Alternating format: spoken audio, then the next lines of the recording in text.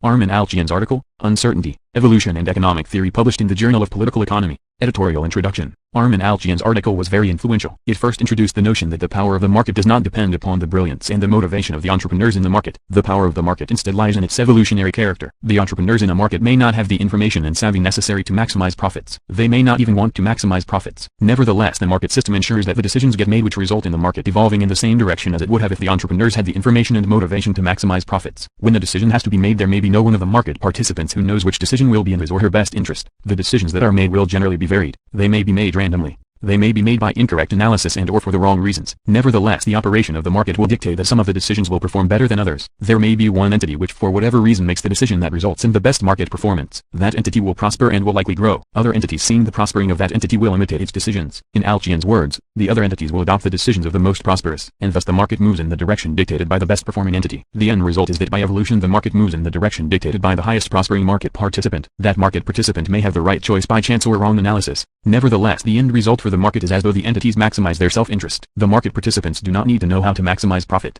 They only need to know how to recognize what they like. In contrast, in a centrally administered economy, the planners, when faced with decisions to be made, make a single decision. There is no variation. There is no range of choices to evaluate. There is no most prosperous choice to imitate. The decision made by the planners may be wrong, but no one can admit that. No one but the planners get to make the decision, so there can be no imitation. No adoption. A functioning evolutionary system needs three elements: the generation of alternatives, a criterion by which the alternatives can be evaluated, the elimination of the failed alternatives, and the enhancement of the successful alternatives. In a market, the entrepreneurs acting independently generate the alternatives. The criterion for evaluation of the alternatives is profit. The profit criterion results in those who do not gain profit get eliminated and are replaced by those who do. In a centrally administered economy, inadequate alternatives are generated. There is no criterion for evaluating the performance of the decisions that are made. The central administrators cannot admit that a past decision was wrong. The end result is that centrally administered economies evolve only into stagnation and general poverty. Here is an illustration of how an optimal choice was made by pure chance. A student friend of mine named John told me of his experience in the U.S. Army. John was assigned to the Army language school. The time was the middle 1960s when the Vietnam War was still operational. The Army needed Vietnamese interpreters.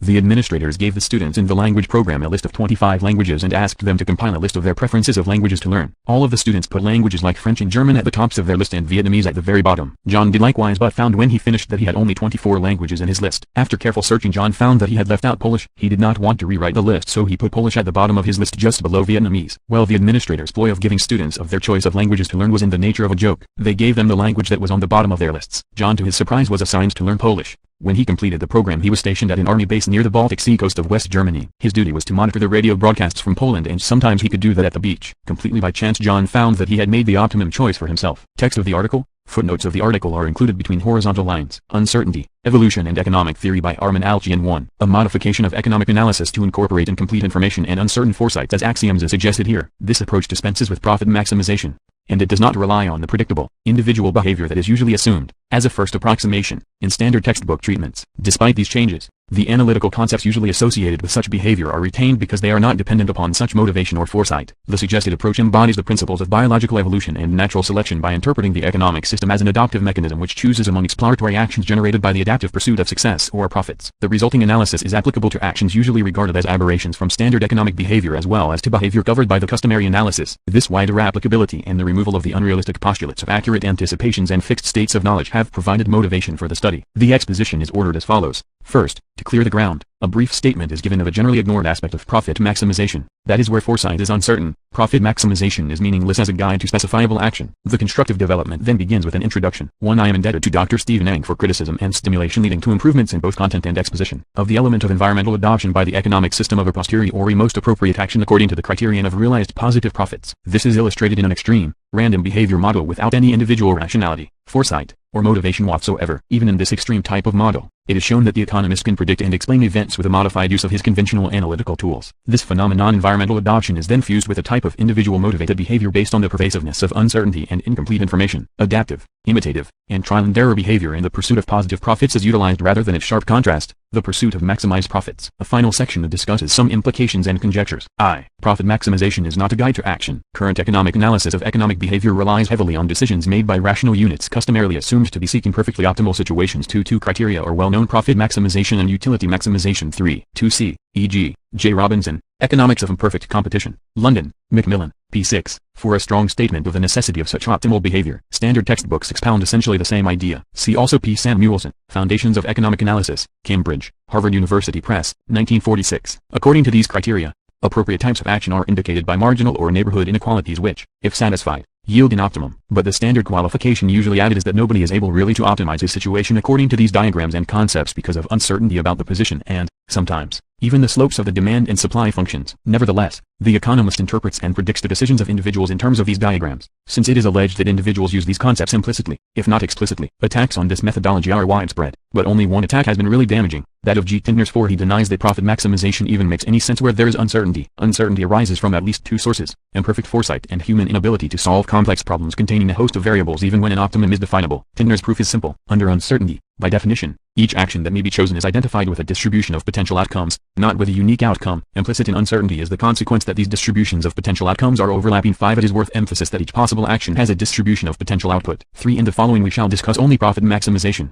although everything said is applicable equally to utility maximization by consumers. 4. The theory of choice under subjective risk and uncertainty. Econometrica, 9, 1941, pages 298 to 304. The pure theory of production under technological risk and uncertainty. Ibid, pp. 305-2. And, A Contribution to the Non-Static Theory of Production, Studies in Mathematical Economics and Econometrics, Chicago, University of Chicago Press. Comes only one of which when materialize if the action is taken, and that one outcome cannot be foreseen. Essentially, the task is converted into making a decision, selecting an action, whose potential outcome distribution is preferable, that is, choosing the action with the optimum distribution, since there is no such thing as a maximizing distribution. For example, let each of two possible choices be characterized by its subjective distribution of potential outcomes. Suppose one has the higher mean but a larger spread, so that it might result in larger profits or losses, and the other has a smaller mean, and a smaller spread. Which one is the maximum? This is a nonsensical question, but to ask for the optimum distribution is not nonsense. In the presence of uncertainty, a necessary condition for the existence of profits, there is no meaningful criterion for selecting the decision that will maximize profits. The maximum profit criterion is not meaningful as a basis for selecting the action which will, in fact, result in an outcome with higher profits than any other action would have, unless one assumes non-overlapping potential outcome distributions. It must be noticed that the meaningfulness of maximum profits, a realized outcome which is the largest that could have been realized from the available actions, is perfectly consistent with the meaninglessness of profit maximization, a criterion for selecting among alternative lines of action, the potential outcomes of which are describable only as distributions and not as unique amounts. This crucial difficulty would be avoided by using a preference function as a criterion for selecting most preferred distributions of potential outcomes, but the search for a criterion of rationality and choice in terms of preference. For example, the use of the mean, or expectation, completely begs the question of uncertainty by disregarding the variance of the distribution, while a certainty equivalent assumes the answer. The only way to make profit maximization a specifically meaningful action is to postulate a model containing certainty. Then the question of the predictive and explanatory reliability of the model must be faced. 6. 2. Success is based on results, not motivation. There is an alternative method which treats the decisions and criteria dictated by the economic system as more important than those made by the individuals in it. By backing away from the trees the optimization calculus by individual units, we can better discern the forest of impersonal market forces. 7. This approach directs attention to the interrelationships of the environment and the prevailing types of economic behavior which appear through a process of economic natural selection. Yet it does not imply that individual foresight and action do not affect the nature of the existing state of affairs. In an economic system, the realization of profits is the criterion according to which successful and surviving firms are selected. This decision criterion is applied primarily by an impersonal market system. 6. Analytical models. In all sciences, postulate models abstracting from some realities in the belief that derived predictions will still be relevant. Simplifications are necessary, but continued attempts should be made to introduce more realistic assumptions into a workable model with an increase in generality and detail. C. M. Friedman and L. Savage, The Utility Analysis of Choices Involving Risks, Journal of Political Economy, LVI, No. 4 119481, 279. 7. In effect, we shall be reverting to a Marshallian type of analysis combined with the essentials of Darwinian evolutionary natural selection in the United States, and may be completely independent of the decision processes of individual units, of the variety of inconsistent motives and abilities, and even of the individual's awareness of the criterion. The reason is simple. Realized positive profits, not maximum profits, are the mark of success and viability. It does not matter through what process of reasoning or motivation such success was achieved. The fact of its accomplishment is sufficient. This is the criterion by which the economic system selects survivors. Those who realize positive profits are the survivors. Those who suffer losses disappear. The pertinent requirement: positive profits through relative efficiency, is weaker than maximized profits, with which, unfortunately, it has been confused. Positive profits accrue to those who are better than their actual competitors, even if the participants are ignorant, intelligent, skillful, etc. The crucial element is one's aggregate position relative to actual competitors, not some hypothetically perfect competitors. As in a race, the award goes to the relatively fastest, even if all the competitors loaf. Even in a world of stupid men there would still be profits. Also, the greater the uncertainties of the world, the greater is the possibility that profits would go to venturesome and lucky rather than to logical, careful, fact-gathering individuals. The preceding interpretation suggests two ideas. First, success, survival, accompanies relative superiority, And, second, it does not require proper motivation but may rather be the result of fortuitous circumstances. Among all competitors, those whose particular conditions happen to be the most appropriate of those offered to the economic system for testing and adoption will be selected as survivors. Just how such an approach can be used and how individuals happen to offer these appropriate forms for testing are problems to which we now turn.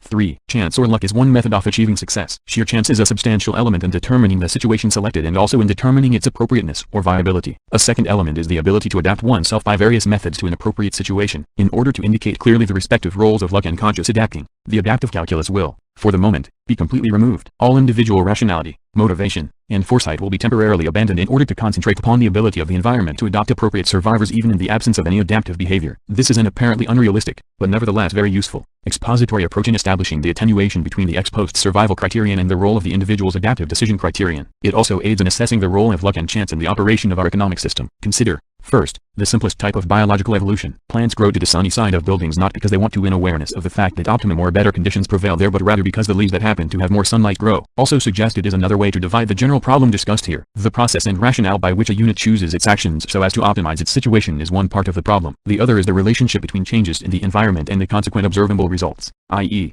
the decision process of the economic society. The classification used in the text is closely related to this but differs in emphasizing the degree of knowledge and foresight. Faster and their feeding systems become stronger. Similarly, animals with configurations and habits more appropriate for survival under prevailing conditions have an enhanced viability and will with higher probability be typical survivors. Less appropriately acting organisms of the same general class having lower probabilities of survival will find survival difficult. More common types, the survivors, may appear to be those having adapted themselves to the environment, whereas the truth may well be that the environment has adopted them. There may have been no motivated individual adapting but, instead, only environmental adopting. A useful, but unreal, example in which individuals act without any foresight indicates the type of analysis available to the economist and also the ability of the system to direct resources despite individual ignorance. Assume that thousands of travelers set out from Chicago, selecting their roads completely at random and without foresight. Only our economist knows that on but one road are there any gasoline stations. He can state categorically that travelers will continue to travel only on that road. Those on other roads will soon run out of gas, even though each one selected his route at random. We might have called those travelers who were so fortunate as to have picked the right road wise, efficient, foresighted, etc. Of course, we would consider them the lucky ones. If gasoline supplies were now moved to a new road, some formerly luckless travelers again would be able to move, and a new pattern of travel would be observed. Although none of the travelers had changed his particular path, the really possible paths have changed with the changing environment. All that is needed is a set of varied, risk-taking, adoptable travelers. The correct direction of travel will be established. As circumstances, economic environment, change, the analyst, economist, can select the types of participants, firms, that will now become successful. He may also be able to diagnose the conditions most conducive to a greater probability of survival.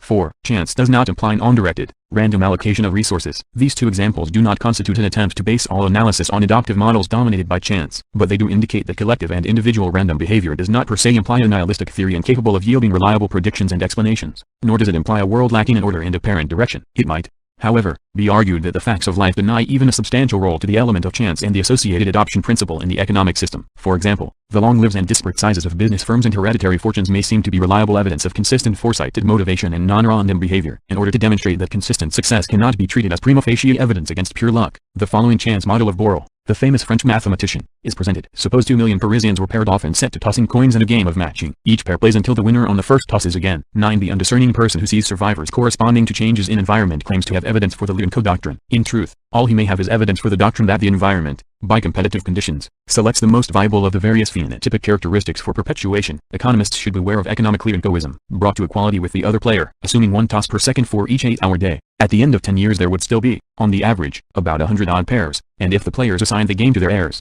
a dozen or so will still be playing at the end of 1,000 years. The implications are obvious. Suppose that some business had been operating for 100 years. Should one rule out luck and chance as the essence of the factors producing the long-term survival of the enterprise? No inference whatever can be drawn until the number of original participants is known, and even then one must know the size, risk, and frequency of each commitment. One can see from the Borel illustration the danger in concluding that there are too many firms with long lives in the real world to admit an important role to chance. On the contrary, one might insist that there are actually too few. The chance postulate was directed to two problems. On the one hand, there is the actual way in which a substantial fraction of economic behavior and activity is affected. On the other, there is the method of analysis which economists may use in their predictions and diagnoses. Before modifying the extreme chance model by adding adaptive behavior, some connotations and implications of the incorporation of chance elements will be elaborated in order to reveal the richness which is really inherent in chance. First, even if each and every individual acted in a haphazard and non-motivated manner, it is possible that the variety of actions would be so great that the resulting collective set would contain actions that are best, in the sense of perfect foresight. For example, at a horse race with enough bettors wagering strictly at random, someone will win on all 8 races. Thus individual random behavior does not eliminate the likelihood of observing appropriate decisions. 10. Second, and conversely, individual behavior according to some foresight and motivation does not necessarily imply a collective pattern of behavior that is different from the collective variety of actions associated with a random selection of actions. Where there is uncertainty, people's judgments and opinions, even when based on the best available evidence, will differ. No one of them may be making his choice by tossing coins, yet the aggregate set of actions of the entire group of participants may be indistinguishable from a set of individual actions, each selected at random. Third,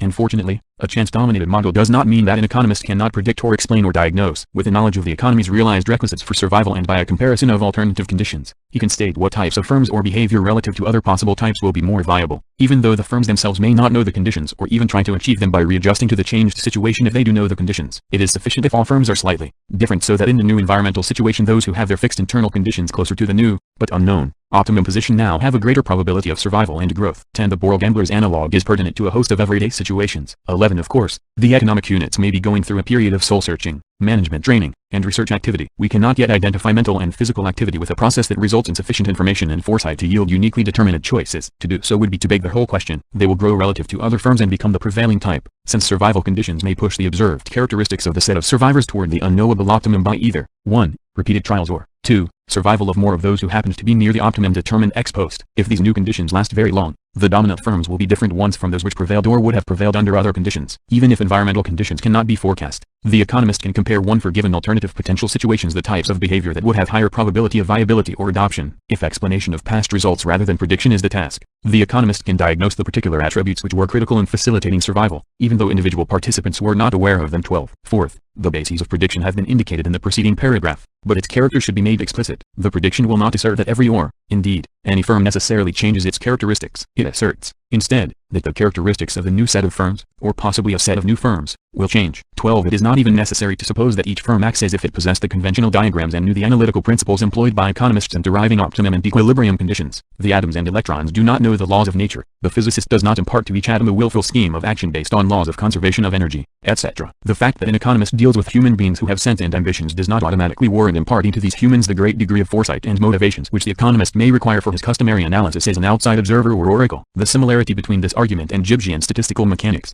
as well as biological evolution, is not mere coincidence. This may be characterized by the representative firm, a purely statistical concept, a vector of averages, one dimension for each of the several qualities of the population of firms. A representative firm is not typical of any one producer but, instead, is a set of statistics summarizing the various modal characteristics of the population. Surely, this was an intended use of Marshall's representative firm. Fifth, a final implication drawn from consideration of this extreme approach is that empirical investigations via questionnaire methods, so far used, are incapable of evaluating the validity of marginal productivity analysis. This is true because productivity and demand analyses are essential in evaluating relative viability, even though uncertainty eliminates profit maximization and even if price and technological changes were to have no consciously redirecting effects on the firms. To illustrate, suppose that, in attempting to predict the effects of higher real wage rates, it is discovered that every businessman says he does not adjust his labor force. Nevertheless, firms with a lower labor capital ratio will have relatively lower cost positions and, to that extent, a higher probability of survival. The force of competitive survival, by eliminating higher cost firms, reveals a population of remaining firms with a new average labor capital ratio. The essential point is that individual motivation and foresight,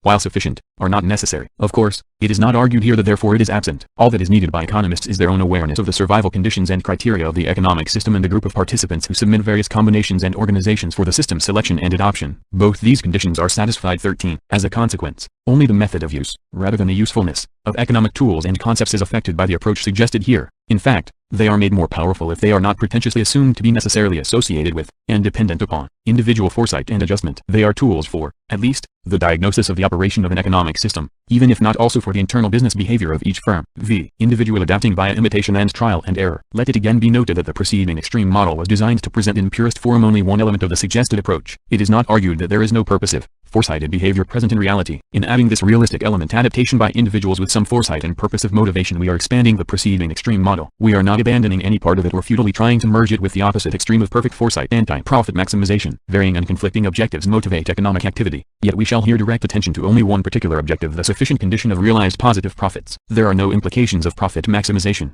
and this difference is important. Although the latter is a far more extreme objective when definable, Only the former is the sine qua non of survival and success. To argue that, with perfect competition, the two would come to the same thing is to conceal an important difference by means of a very implausible assumption. 13. This approach reveals how the facts of Lester's dispute with McCulloch can be handled with standard economic tools. The pursuit of profits, and not some hypothetical undefinable perfect situation, is the relevant objective whose fulfillment is rewarded with survival. Unfortunately, even this proximate objective is too high. Neither perfect knowledge of the past nor complete awareness of the current state of the arts give sufficient foresight to indicate profitable action, even for this more restricted objective. The pervasive effects of uncertainty prevent the ascertainment of actions which are supposed to be optimal in achieving profits. Now the consequence of this is that modes of behavior replace optimum equilibrium conditions as guiding rules of action. Therefore, in the following sections two forms of conscious adaptive behavior are emphasized. First, wherever successful enterprises are observed, the elements common to these observable successes will be associated with success and copied by others in their pursuit of profits or success. Nothing succeeds like success. Thus the urge for rough and ready imitative rules of behavior is accounted for. What would otherwise appear to be merely customary or orthodox, non-rational rules of behavior turns out to be codified imitations of observed success, e.g., conventional markup, price follower, orthodox accounting and operating ratios, proper advertising policy, etc. A conventionally employed type of behavior pattern is consistent with the postulates of the analysis employed, even though the reasons and justifications for the particular conventions are not 14. Many factors cause this motive to imitate patterns of action observable in past successes. Among these are 1. The absence of an identifiable criterion for decision-making, z. The variability of the environment, 3. The multiplicity of factors that call for attention and choice, 4. The uncertainty attaching to all these factors and outcomes, 5. The awareness that superiority relative to one's competitors is crucial, and 6. The non-availability of a trial-and-error process converging to an optimum position. In addition, imitation affords relief from the necessity of really making decisions and conscious innovations, which, if wrong, become inexcusable. Unfortunately, failure or success often reflects the willingness to depart from rules when conditions have changed. What counts, then, is not only imitative behavior but the willingness to abandon it at the right time and circumstances. Those who are different and successful become innovators, while those who fail become reckless violators of tried and true rules. Although one may deny the absolute appropriateness of such rules, one cannot doubt the existence of a strong urge to create conventions and rules, based on observed success, and a willingness to use them for action as well as for rationalizations of an action. If another untried host of actions might have been even more successful, so much the worse for the participants who failed, and even for those who miss perfect success. Even innovation is accounted for by imitation. While there certainly are those who consciously innovate, there are those who, in their imperfect attempts. 14. These constructed rules of behavior should be distinguished from rules which, in effect, do no more than define the objective being sought. Confusion between objectives which motivate one and rules of behavior are commonplace. For example, full cost pricing is a rule that one cannot really follow. He can try to, but whether he succeeds or fails in his objective of survival is not controllable by following the rule of full cost pricing. If he fails in his objective, he must, of necessity, fail to have followed the rule. The situation is parallel to trying to control the speed of a car by simply setting by hand the indicator on the speedometer. To imitate others, unconsciously innovate by unwittingly acquiring some unexpected or unsought unique attributes, which under the prevailing circumstances prove partly responsible for the success. Others, in turn, will attempt to copy the uniqueness, and the imitation. Innovation process continues. Innovation is assured, and the notable aspects of it here are the possibility of unconscious pioneering and leadership. The second type of conscious adaptive behavior, in addition to imitation, is trial and error. This has been used with profit maximization, wherein, by trial and ensuing success or failure, more appropriate actions are selected in a process presumed to converge to a limit of profit maximization equilibrium. Unfortunately, at least two conditions are necessary for convergence via a trial and error process, even if one admits an equilibrium situation as an admissible limit. First, a trial must be classifiable as a success or failure. The position achieved must be comparable with results of other potential actions. In a static environment, if one improves his position relative to his former position, then the action taken is better than the former one, and presumably one could continue by small increments to advance to a local optimum. An analogy is pertinent. An nearsighted grasshopper on a mound of rocks can crawl to the top of a particular rock, but there is no assurance that he can also get to the top of the mound,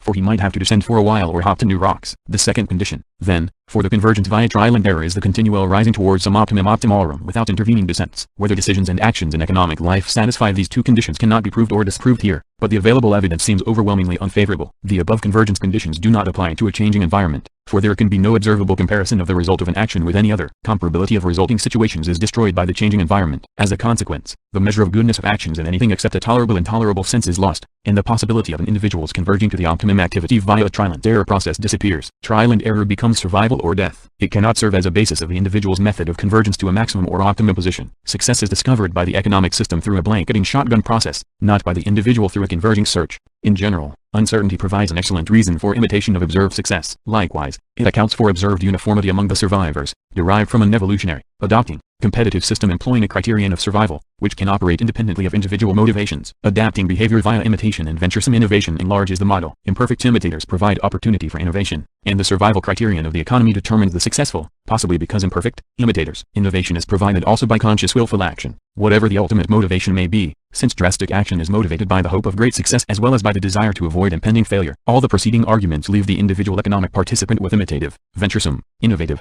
trial and error adaptive behavior. Most conventional economic tools and concepts are still useful, although in a vastly different analytical framework, one which is closely akin to the theory of biological evolution. The economic counterparts of genetic heredity, mutations, and natural selection are imitation, innovation, and positive profits.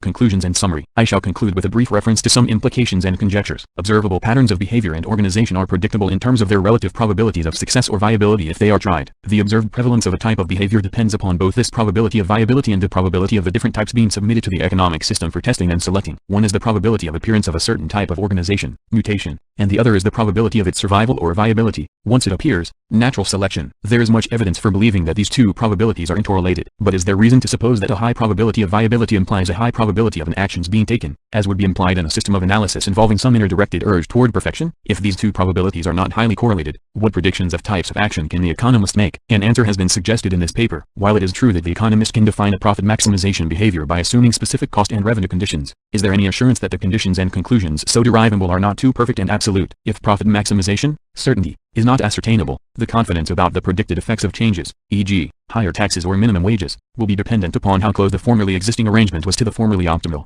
certainty situation. What really counts is the various actions actually tried, for it is from these that success is selected, not from some set of perfect actions. The economist may be pushing his luck too far in arguing that actions in response to changes in environment and changes in satisfaction with the existing state of affairs will converge as a result of adaptation or adoption toward the optimum action that should have been selected, if foresight had been perfect. 15. In summary, I have asserted that the economist, using the present analytical tools developed in the analysis of the firm under certainty, can predict the more adoptable or viable types of economic interrelationships that will be induced by environmental change even if individuals themselves are unable to ascertain them. That is, although individual participants may not know their cost and revenue situations, the economist can predict the consequences of higher wage rates, taxes, government policy, etc. Like the biologist, the economist predicts the effects of. 15. An anomalous aspect of the assumption of perfect foresight is that it nearly results in tautological and empty statements. One cannot know everything, and this is recognized by the addendum that one acts within a given state and distribution of the arts, but this is perilously close, if not equivalent, to saying either that action is taken only where the outcome is accurately foreseen or that information is always limited. The qualification is inserted because one might contend that it is the constancy of the state and distribution of arts that is necessary as a ceteris paribus, but even the latter is no solution. A large fraction of behavior in a world of incomplete information and uncertainty is necessarily directed at increasing the state of arts and venturing into an unknown sphere. While it is probably permissible to start with a prescribed distribution of the knowledge of the arts,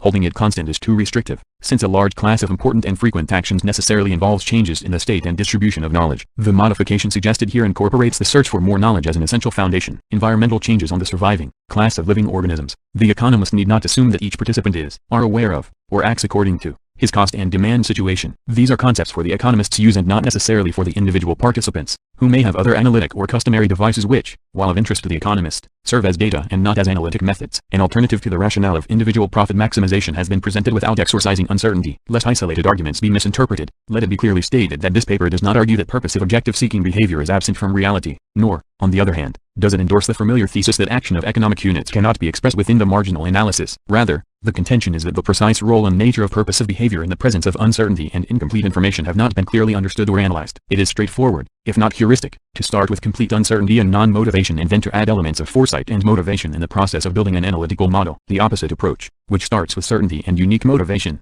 must abandon its basic principles as soon as uncertainty and mixed motivations are recognized. 16. The approach suggested here is intellectually more modest and realistic, without sacrificing generality. It does not regard uncertainty as an aberrational exogenous disturbance, as does the usual approach from the opposite extreme of accurate foresight. The existence of uncertainty and incomplete information is the foundation of the suggested type of analysis. The importance of the concept of a class of chance decisions rests upon it. It permits of various conflicting objectives. It motivates and rationalizes a type of adaptive imitative behavior, yet it does not destroy the basis of prediction, explanation, or diagnosis. It does not base its aggregate description on individual optimal action, yet it is capable of incorporating such activity where justified. The formalization of this approach awaits the marriage of the theory of stochastic processes and economics, two fields of thought admirably suited for union. It is conjectured that the suggested modification is applicable to a wide class of events and is worth attempts at empirical verification. 17.